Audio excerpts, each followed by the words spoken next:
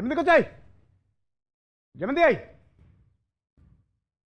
ജമന്തിയായി, എന്തോ നിങ്ങൾ വന്നേ. ആ എന്താ അച്ഛൻ എവിടെ? അച്ഛനകത്തുണ്ട്. ഉണ്ടോ? ഒന്നുമല്ല, കുറച്ച് മധുരം, ലഡ്ഡു ലഡ്ഡു. എന്താ വിശേഷിച്ച്? ഒരു ചെറിയ വസ്തു കച്ചവടം നടന്നു.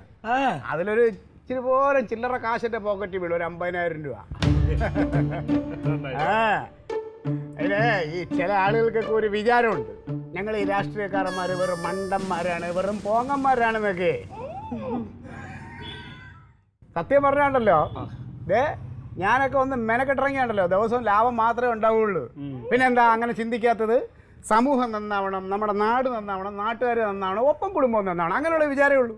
അതുകൊണ്ടാ പാലായിലേ അമ്മാവൻ അറിയാലോ, എന്നിട്ട് മൂടാളെ സ്വത്ത് അവിടെ കിടപ്പുണ്ട്. പക്ഷെ ഞാൻ അങ്ങോട്ട് തിരിഞ്ഞു നോക്കാറില്ല. എന്തുകൊണ്ടാ? അതിനോട് മോഹം ഇല്ലാത്തതുകൊണ്ട്. ഞാനുണ്ടല്ലോ ഒന്നും മെനക്കെട്ട ഒരൊറ്റ ദിവസം കൊണ്ട് 50,000 രൂപ ഉണ്ടാക്കാം. അത് മതി ഒരു മാസത്തെ ചെലവിന്. അതിന് വേണ്ട ഈ തല മാത്രം മതി, തല. അതാണ് ഈ ക്ലീറ്റോ. 10 തലയുള്ള രാവണൻ, രാക്ഷസൻ. ലഡു കൊടുക്ക്, തിന്നട്ടെ. അമ്മ എന്തേലും വേണോ?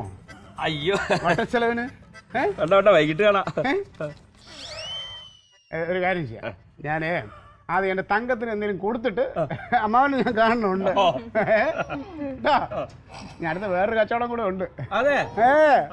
പിന്നെ ഞാൻ പറയില്ല, ഇതിനു വേണ്ടി മെനക്കെടാറില്ല. അതാ നമുക്ക് ആക്രാന്തമല്ലല്ലോ. പൈസ ഇന്ന് വരും, നാളെ പോവും, മറ്റൊന്ന് ചിലപ്പോൾ വന്നില്ല വരും.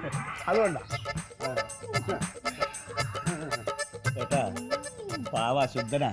പെട്ടെന്നൊരു ദിവസം കുറെ കാശ് ഇങ്ങോട്ട് വരും. ഇതൊക്കെ എന്നിട്ട് അത് മുഴുവൻ കുടുംബത്തിന് വേണ്ടി അങ്ങോട്ട് ചെലവാക്കും.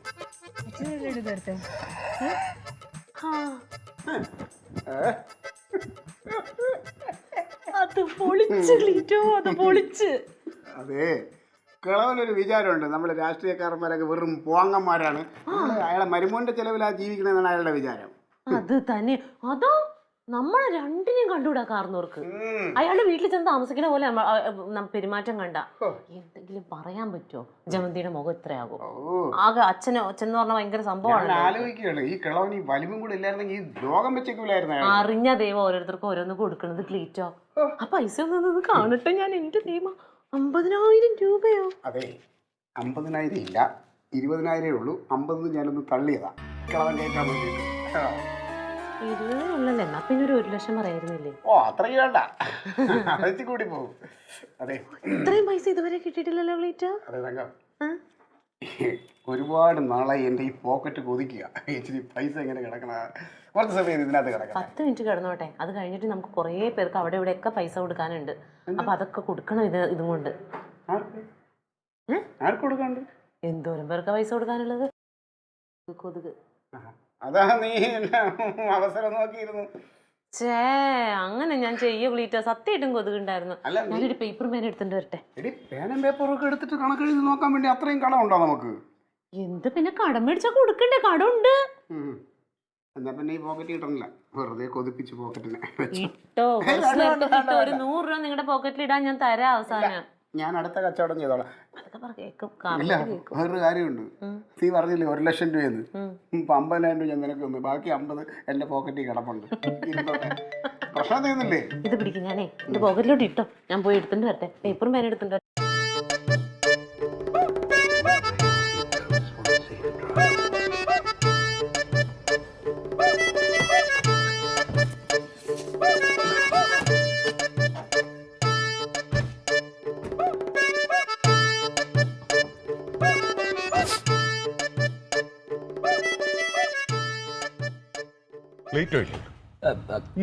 പ്ലേറ്റ് ഇവിടെ ഇല്ലല്ലോ. ഉണ്ടല്ലോ. ഉണ്ടോ? ഇനി വിളിക്കേ. അല്ല, അവൻ വന്നത് എനിക്കറിയില്ല. ഉണ്ട്, വിളിക്കേ. അതെ. തങ്കം, തങ്കം. ഓയ്, പ്ലേറ്റ് അവിടെ ഇല്ലല്ലോ. ഇല്ല. ഇല്ലേ? അതാ ഞാൻ പറഞ്ഞത്, ഞാൻ വരുന്നത് കണ്ടില്ല, അവിടെ ഇല്ല. അവൻ ഇവിടെ ഉണ്ടെന്നറിഞ്ഞാണല്ലോ ഞാൻ വന്നത്. അയ്യോ ഇല്ല. അതെ, സത്യമായിട്ടും ഇല്ല. പറഞ്ഞല്ലോ ഇരിക്കാന്ന് പറഞ്ഞല്ലോ, മറ്റേ ക്യാഷിന്റെ കാര്യത്തിന്. പറഞ്ഞു. അവനകത്തുണ്ടെങ്കിൽ വിളിക്കേ, ഇല്ലെങ്കിൽ എൻ്റെ പിള്ളേരെ അങ്ങോട്ട് കയറും. അവര് പിള്ളേർ ശകലം മോശമാണ്, കാര്യം വളരെ മോശമാണ്. സത്യമായിട്ടും ഇല്ല. അല്ല അവിടെ ഇല്ല, നോക്കട്ടെ. ഇതെങ്ങോട്ടാ? അല്ല അവിടെ അല്ല നിക്ക്, ഇല്ല ക്ലീറ്റ ഇല്ല ഇവിടെ. അവിടെ ഉണ്ടല്ലോ, ഇപ്പൊ നോക്കിക്കോ അവൻ വരുന്നത്. അയ്യോ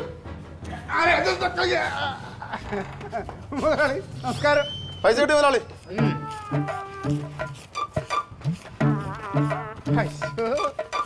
മുതലാളിയായിരുന്നു. അതെ, ഞാൻ കാണാൻ വേണ്ടി അങ്ങോട്ട് വരാനിരിക്കുകയായിരുന്നു. അതറിയാ.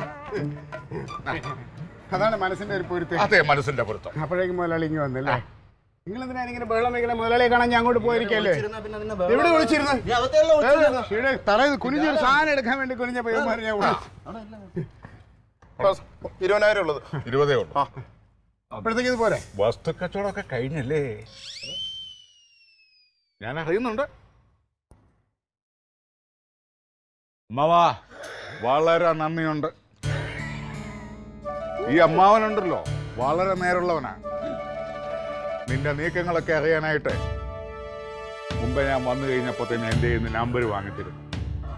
നീ വന്നു കഴിഞ്ഞ ഉടനെ എന്നെ വിളിച്ചു. ഞാൻ ദാ അപ്പം നിൽപ്പുണ്ടായിരുന്നു. വളരെ വളരെ നന്ദിയുണ്ട് കേട്ടോ. മക്കളെ,